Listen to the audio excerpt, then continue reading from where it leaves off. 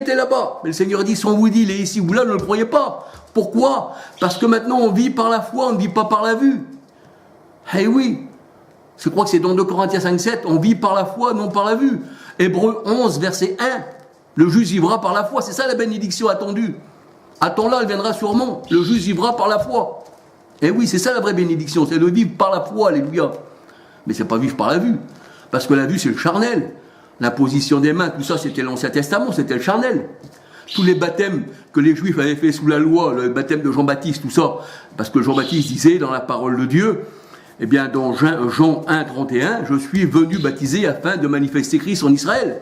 Mais comme Jésus-Christ est né sous la loi, circoncis le 8e jour sous la loi, présenté au temple selon la loi de Moïse, c'est pour ça qu'aujourd'hui, ces faux pasteurs qui présentent les enfants au Seigneur, eh bien, c'est sous la loi. Mais le Seigneur dit, si tu fais un seul verset de la loi, tu es en malédiction et Christ est mort en vain. Ben oui, parce que Romains 10, 4 nous dit que Christ est la fin de la loi pour tous ceux qui croient. C'est la foi. Il n'y a plus besoin de la vue. Et vous savez que dans l'Ancien Testament, et même quand le Seigneur Jésus est venu, il est né sous la loi. Né d'une femme, né sous la loi. Galates 4, 4, donc il est né sous la loi. Jean-Baptiste aussi, c'était le dernier prophète de la loi. Luc 16, 16, le dernier prophète de la loi. Eh bien, la parole de Dieu nous dit que Christ est né sous la loi, il a accompli tous les commandements de la loi, mais que nous, un seul commandement de la loi, eh bien, nous ferait périr. Et nous ne sommes pas juifs. La loi était pour les juifs. Et ça s'écrit où? Ben, c'est écrit dans Romains 3, 19, 20. La loi était pour les juifs. Et la loi, c'était quoi? 1 Timothée 1, 10, elle était faite pour les homosexuels, les idolâtres, les perfides, tout ça. Donc, si vous êtes encore sous la loi, vous vous considérez comme idolâtre, perfide, homosexuel et tout ce que vous voulez. Mais le Seigneur, il dit dans Romains 10, 4, Christ est la fin de la loi, pour tous ceux qui croient, alléluia. Et dans la loi, ce n'était pas les filles qui étaient présentées au Seigneur, c'était les premiers-nés, les mâles. Et aujourd'hui, vous voyez, vos faux pasteurs, ceux qui disent pasteurs, qui n'ont jamais été de leur vie, qui ne comprennent rien à la parole de Dieu, là, ils présentent les enfants, les filles, tout le monde. Alors que c'était les enfants premiers-nés, les mâles, qui étaient présentés, eh bien, au Seigneur, alléluia. Donc on voit que tous ces gens-là, ils n'ont rien compris à la parole de Dieu. Mais ils comprennent beaucoup la parole du monde, parce que le Seigneur dit, le monde les écoute. Et ils sont en foule dans la maison de la grande prostituée. Mais il y en a peu qui passent par la petite porte resserrée qui mène à la vie éternelle, alléluia.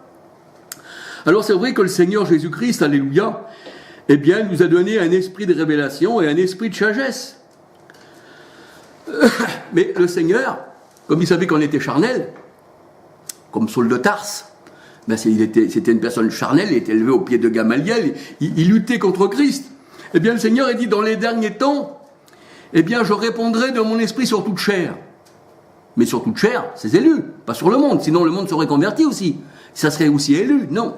Le Seigneur a dit, je répondrai mon esprit sur mes serviteurs et mes servants. Aujourd'hui, quand on voit ces faux prophètes, ces faux pasteurs qui disent qu'ils sont serviteurs de Dieu, et qu'il n'y a que, ça voudrait dire qu'il n'y a que le Saint-Esprit.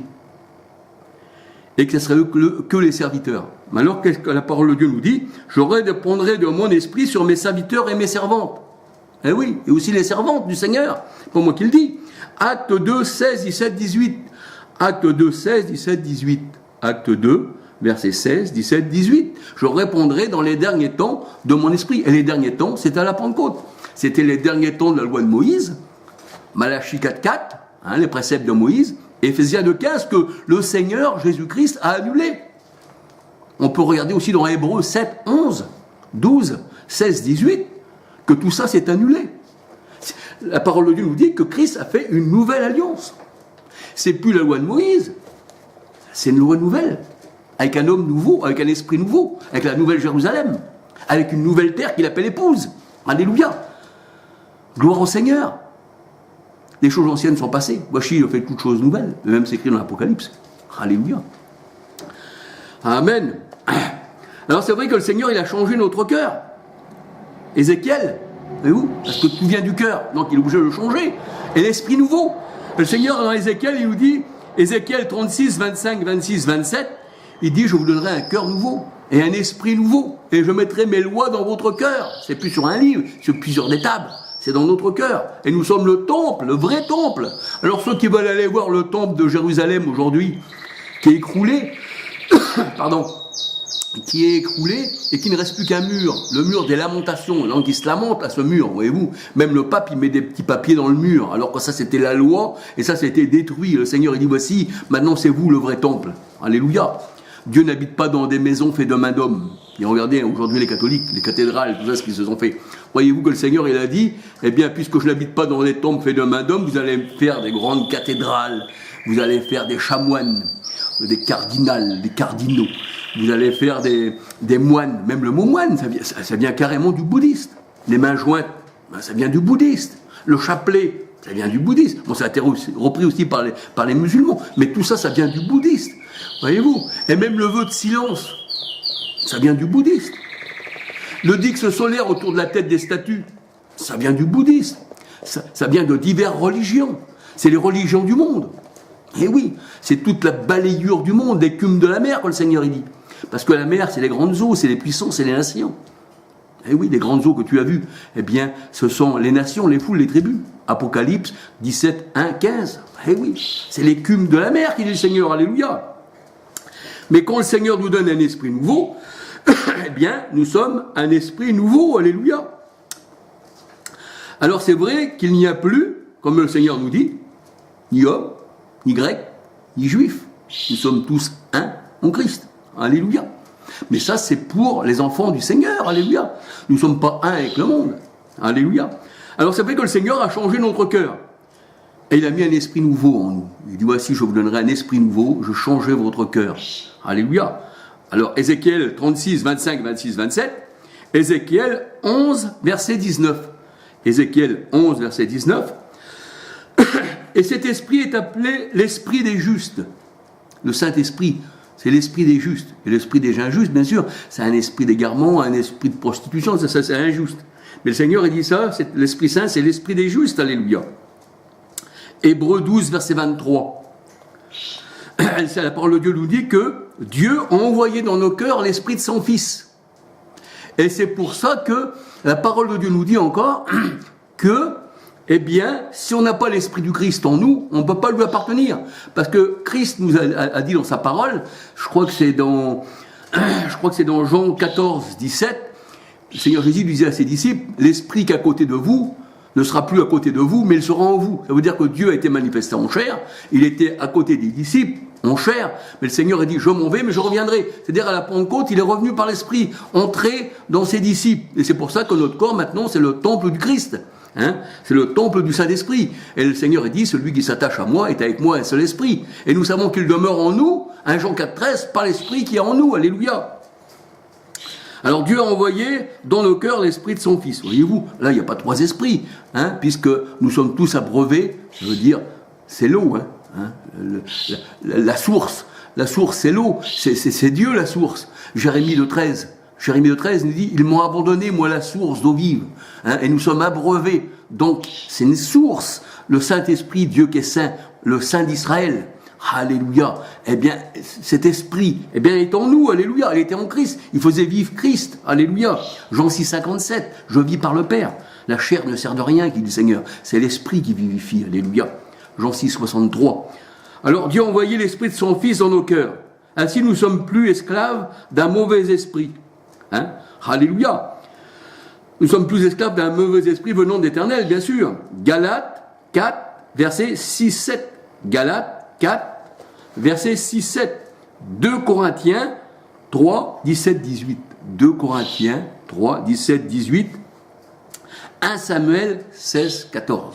Un mauvais esprit venant de l'Éternel fut sur Saül. Et Saül fut agité. Un peu comme on retrouve chez les pentecôtistes, les assemblées de Dieu, qu'ils tombent par terre et qu'ils moussent. Les gens ils disent, ils sont remplis du Saint-Esprit. Et ils tombent par terre à la renverse, ces gens. C'est ce que Saül a tombé à la renverse sous le jugement de Dieu quand il a consulté les morts. Et oui, c'est ça.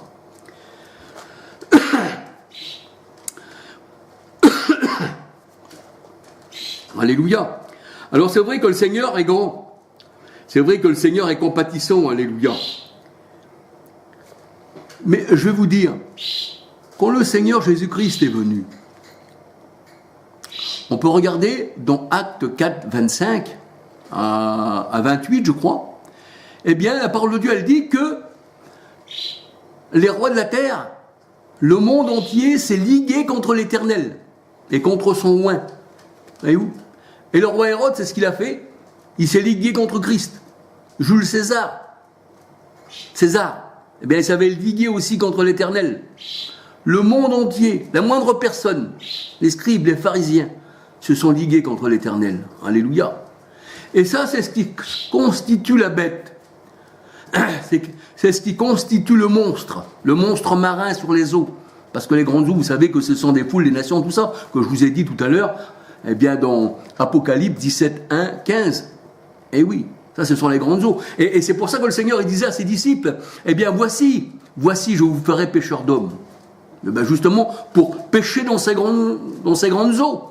Et quand le Seigneur, il dit, voici, jette ton pain à la surface des eaux, ça veut dire, jette ma parole dans le monde. Alléluia. Mais vous savez, quand on pêche, il y a un aliment. Et cet aliment-là, il est spirituel. Et vous savez, même charnellement, quand on pêche, ben des fois, on met un aliment, soit un asticot, soit un verre, soit du pain. Mais celui qui est destiné pour le pain, ben il vient manger le pain. Mais si vous mettez du pain pour un requin, il ne viendra jamais. Parce que lui, il est destiné à la chair, à la charogne. Vous comprenez? Et c'est pour ça que le Seigneur, dans sa parole, il dit, eh bien, jette ton pain à la surface des eaux. Le royaume des cieux, c'est comme un filet jeté à la mer, dans les grandes eaux. Hey, on y prend ce qui vient, dit le Seigneur, tout. Parce que le Seigneur ne veut qu'aucune personne périsse. Donc, le filet prend tout. Mais il rejette à la mer ce qui n'est pas à lui. Alléluia. Eh oui, il prend ce qui est à lui, le Seigneur. Et ça, c'est pas merveilleux. Eh oui. Alléluia. Donc, on voit que le Seigneur, c'est lui qui jette le filet à la mer. Et il avait ses disciples, ses véritables disciples, qu'il avait choisis lui-même. Parce qu'aujourd'hui, les gens d'aujourd'hui, ceux qui se disent pasteurs, ne peuvent jamais jeter un filet à la mer. C'est eux-mêmes les requins. Ils ne vont pas se jeter le filet eux-mêmes sur la tête. Ah non, eux, ils sont restés dans les grandes eaux, dans les nations, dans les foules. Et ils aiment être admirés par les foules. Pourquoi? Parce que c'est la satisfaction de la chair, la satisfaction des yeux. Alléluia. Mais le Seigneur a dit non. J'ai envoyé mes apôtres, mes pêcheurs d'hommes, alléluia. Et voici, tout est accompli. Mais comme une chose est accomplie, peut-on encore la refaire? Mais non. Le Seigneur a dit, voici, en votre temps, j'ai fait une œuvre que vous ne croirez pas, même si on vous la racontait. Et aujourd'hui, c'est ce que je vous raconte. Est-ce que vous allez la croire? Dieu seul le sait, alléluia. C'est lui. Moi, je ne sais rien. Je ne suis qu'un ignorant. Mais le Seigneur sait tout, alléluia. C'est lui, le Seigneur, qui dirige le monde. Et c'est lui qui sait à celui qui y appartient. Eh oui. Nous, on parle simplement. Mais aujourd'hui, on parle parce qu'on a la soif de parler. Mais le Seigneur a tout accompli il y a 2000 ans. Alléluia. Quand il dit j'ai tout accompli, j'ai achevé l'œuvre. Jean 17, verset 5, j'ai accompli l'œuvre, dit le Seigneur. Et cette œuvre-là, eh bien, elle n'est plus à refaire. Si aujourd'hui vous voulez faire l'œuvre qui a été faite, qui a été accomplie, vous n'avez rien compris au programme du Seigneur, alléluia. J'ai fait un homme nouveau, une terre nouvelle, une nouvelle loi, un esprit nouveau, un chemin nouveau, un sanctuaire nouveau, notre corps. Nous sommes le temple de l'Esprit Saint. C'est plus un corps, c'est plus un temple de pierre, parce que Dieu n'habite pas dans les temples de pierre. Mais le Seigneur, il dit, j'habite en vous, alléluia. Et partout où tu seras, je serai avec toi. Je ne t'abandonnerai jamais. Mais oui. Mais aujourd'hui, il y en a qui l'attendent. Maranatha, Jésus revient. Mais quand est-ce qu'il viendra? Il reviendra un jour. Eh oui. Donc aujourd'hui, il n'est pas avec toi. Donc tu es orphelin, parce que le Seigneur dit, je ne vous laisserai pas orphelin. Et la parole de Dieu, elle dit que tous ceux qui sont à Christ sont guidés par Christ. Vous savez, dans Acte 16, 6, 7, la parole de Dieu nous dit, et l'Esprit du Christ ne leur permet pas d'aller de tel et tel lieu. Et la parole de Dieu nous dit encore, dans Acte 1, verset 2, que Jésus donne ses ordres par l'Esprit Saint. Mais puisque vous l'attendez, Maranatha, Jésus revient. Puisque vous l'attendez, comment qu'il peut vous donner des ordres par l'Esprit Saint, puisque vous n'avez pas son esprit? Et que cet esprit qui est Dieu lui-même, vous dites qu'il ne faut pas l'adorer. Donc vous avez adoré que le corps de Jésus, la chair. Mais dans cette chair, la Bible elle dit, Jésus vivait par le Père. Et les vrais adorateurs adorant le Père en esprit et en vérité. C'est pour ça qu'on pouvait adorer Jésus, non sa chair, mais celui qui était en Christ. Parce que Jésus vivait par le Père. Alléluia. C'est celui-là qu'il faut adorer, c'est l'Esprit Saint. C'est celui qui conçoit tout. Jésus fut poussé par le Saint-Esprit et alla au désert. Luc 4, 1. Eh oui. Et Jésus chassait les mauvais esprits. Et bien par sa parole. Par l'Esprit. Parce que la parole, c'est l'Esprit. Comme on dit Dieu manifesté en chair, 1 Timothée 3, 16, on peut aussi bien dire, Jean 1, 14, car la parole était Dieu. Et elle a pris chair. Alléluia. Donc si vous blasphémez contre le Saint-Esprit, si vous ne l'adorez pas, dites-moi, en Jésus, qu'est-ce que vous adorez? Puisque la parole de Dieu nous dit qu'en Jésus, il n'y avait qu'un seul esprit, le Saint-Esprit. Hébreux 9, 14, la parole de Dieu nous dit que Jésus s'est donné par l'Esprit éternel. Eh oui. Et quiconque aura blasphémé contre cet Esprit éternel qui était en Christ, comme cet Esprit éternel qui est en nous, et nous sommes tous abreuvés d'un seul esprit, 1 Corinthiens 12, 13, dites-moi qui c'est que vous adorez à travers de Jésus. Est-ce que c'est son corps ou est-ce que c'est celui qui était en Christ? 2 Corinthiens 5, 19, car Dieu était en Christ, réconciliant le monde avec lui-même. Mais si c'est Dieu qui était en Christ, l'Esprit Saint qui était en Christ, vous ne l'adorez pas, vous adorez que la chair de Jésus. Vous êtes donc des gens charnels, dépourvus d'esprit, dépourvus de sens. Vous avez donc des yeux qui ne le voient point, des oreilles qui n'entendent point, et un esprit d'affolement, de dérèglement, égaré lui-même qui n'en égare d'autres. Quand vous regardez Gien, tous ceux qui vont à Gien, qui disent « moi je vais aller à Gien », ben, je leur ai dit « pourquoi vous allez à Gien ?» Ah, il faut que je fasse des études. Ah, oui. Mais pourquoi tu n'irais pas dans l'église catholique qui est plus près de toi, il y a des enseignements catholiques. Ah, je ne suis pas catholique. Pourtant, les catholiques, c'est les pères de la Trinité. Il faut remonter vraiment à la source, si vous voulez vraiment savoir sur la Trinité. Qui la Trinité, elle a repris tout ça des païens. Mais remontez donc à la source. Vous n'avez pas besoin d'aller à Gien. La Trinité, c'est catholique. Eh oui, Père, Fils, Saint-Esprit. Vous savez que les Bibles protestants, catholiques, ils ont rajouté au nom du Père et du Fils et du Saint-Esprit. Et ces petits mots-là, et du, ça fait qu'il y a plusieurs dieux. Ça a été rajouté tout ça. Mais si on lit la parole de Dieu autrement, qu'on tombe sur les bons versets, alléluia, on s'aperçoit que tout ça c'est faux. C'est pour nous faire croire à une trinité de Dieu. Et oui. Mais quand vous dites Seigneur, vous savez que la parole de Dieu nous dit, or le Seigneur c'est l'Esprit. 2 Corinthiens 3, 17. 2 Corinthiens 3, 17. Or le Seigneur c'est l'Esprit. Mais pour vous il y a trois dieux, Père, Fils, Saint-Esprit. Et ces trois dieux-là font un. Et si on vous parle encore un peu plus tard, ça fait trois. Parce qu'ils sont trois à se parler. Mais quand vous dites Seigneur, or le Seigneur c'est l'Esprit. La parole de Dieu ne dit pas or le Seigneur c'est les esprits. Or le Seigneur c'est l'Esprit. 2 Corinthiens 3, 17. Mais quand vous dites Seigneur, c'est parce que vous avez trois dieux. C'est qui des trois dieux qui est Seigneur? Est-ce que c'est le Père? Est-ce que c'est le Fils? Ou est-ce que c'est le Saint-Esprit? Lequel esprit vous priez? Le Père, le Fils ou le Saint-Esprit? La parole de Dieu nous dit, nous sommes tous abreuvés d'un seul esprit. Et nous savons qu'il demeure en nous par l'esprit. Et celui qui s'attache au Seigneur est avec lui un seul esprit. Jacques 2, 19 nous dit, tu crois qu'il n'y a qu'un seul Dieu? Un. Pas 3, ni 4, ni 10. Tu fais bien. Croire le contraire, tu fais mal. Écoute, ô Éternel, le premier de tous les commandements qui dit le Seigneur Jésus-Christ. L'Éternel est un, le premier de tous les commandements. L'Éternel est un, hors de moi, il n'y a pas de Dieu.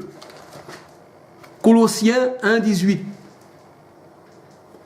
Alors, les catholiques, les protestants, puisque c'est la même doctrine, avec leur petit col blanc, il y a des protestants qui sont habillés aussi en noir, et des petits cols blancs, puisque c'est pareil, hein, c'est le même pain. Pas charnel. Eh bien, ils disent que Jésus, c'est la deuxième personne de la Trinité. Pourtant, dans Colossiens 1, 18, la parole de Dieu nous dit que Jésus est le premier en tout. Il n'est plus la deuxième personne, la parole de Dieu nous dit. Il est le premier en tout. Jésus, il dit, je suis le premier, le dernier, le commencement et la fin, l'alpha et l'oméga. Alléluia. Apocalypse 1, 7. Oui. Et Ésaïe 44, verset 6 nous dit que l'Éternel est le premier, le commencement et la fin. Est-ce qu'il y a deux premiers? Dieu deux derniers? Non. Le Seigneur Jésus, il dit qu'il est le roi des rois, le Seigneur des seigneurs. Et voici le roi des Juifs. La parole de Dieu, elle nous dit que l'Éternel est notre roi. Est-ce qu'il y a deux rois? Ésaïe 54, verset 5. L'Éternel est mon époux. Ésaïe 54, verset 5. L'Éternel est mon époux. Jésus est l'époux. Alléluia. Y aurait-il deux époux pour la même assemblée? L'assemblée, l'église, serait-il adultère? Non. L'Éternel est ma lumière. Jésus dit qu'il est la véritable lumière venant dans le monde. Alléluia. C'est Dieu manifesté en chair. La parole de Dieu nous dit que Jésus a été vendu 30 pièces d'argent par Judas l'Iscariote. Zacharie 11, versets 12-13 nous dit que c'est l'Éternel qui a été vendu 30 pièces d'argent. Est-ce que Jésus alors a été vendu 30 pièces d'argent, la deuxième personne d'une Trinité catholique, et puis que ça soit aussi l'Éternel qui a été vendu 30 pièces d'argent? Non, alléluia. En vérité, ce n'est qu'un seul Dieu, qui est en tous parmi tous, et qui est au-dessus de tous. Mais pour le monde, il y a plusieurs dieux. Il est temps de vous réveiller. Eh oui. Alors c'est pour ça que je parlais l'autre jour avec ces gens-là, les gens de Gien, s'ils veulent bien nous écouter, parce que le trois quarts du temps, ils se sauvent. Comme ils ne peuvent pas répliquer au verset et qu'ils ne veulent pas répliquer, qu'ils ne veulent pas parler, et qu'ils évitent même les gens d'y aller, ils n'aiment pas l'écouter parce qu'ils ont peur que ça soit dévoilé, tout ça. Donc il faut parler à personne, il faut que vous restez dans notre cercle, dans le clan. Vous savez, le cercle, c'est le soleil, ça, le cercle. Et la Trinité, c'est ça, c'est les adorateurs du soleil. C'est ce que je vous disais, le pape, c'est Pharaon sur terre. Il n'est pas habillé comme Jésus-Christ, le Seigneur, il est avec une simple tunique. Il ne savait même pas où mettre la tête. Vous prenez les richesses du Vatican, mettez simplement les richesses du Vatican sur Internet, vous allez voir. Donnez pour nos pauvres. On ne sait même pas combien il faut de camions simplement pour enlever l'or. Je ne compte pas des rubis, des couronnes. Je ne vous parle pas non plus de tout ce qu'ils récupèrent comme dons, les